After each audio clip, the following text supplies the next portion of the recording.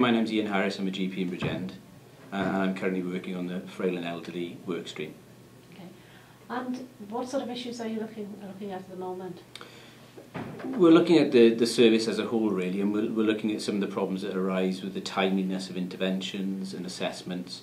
We're looking at the consequences of that, which is largely inappropriate admission to hospital, people not being able to be staying in their own home, maybe going into care settings, maybe going to hospital and staying longer than they need to, rather than just sort of clearing up their medical condition or their fracture. They're staying in much longer because of care issues and problems with sort of joining up their care once they get back to the community really. And we're also looking at more overarching things such as prevention of sort of frailty in the elderly population, and other things such as sort of trying to get the community and society more involved in sort of helping to keep the elderly less frail, as it were. So as a group then you believe that there are improvements that can be made? Yeah, we certainly think at the moment our experience is that although there's lots of good services out there and lots of people doing good work, that often the interventions and the processes are too lengthy and are not timely enough.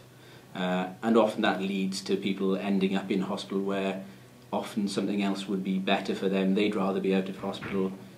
Hospital probably isn't the best place for them to end up. So we do feel that there's probably a better way out there. So at the moment the services are good, but they're perhaps not best for patients. Yeah, we think a lot of the services aren't very joined up at the moment. I mean, even sort of having been a GP for several years, if I'm being honest, there are lots of services out that I still don't even know are in existence, and lots of the system doesn't join up very well. So there may well be duplication of effort by some bits of the service, and other people just not being aware of other bits of services that would be very useful for the patients that they're treating. So we're looking for a more joined up approach. We're looking for a more timely approach, and ultimately we're looking for something that keeps patients independent and keeps people independent and in their own homes.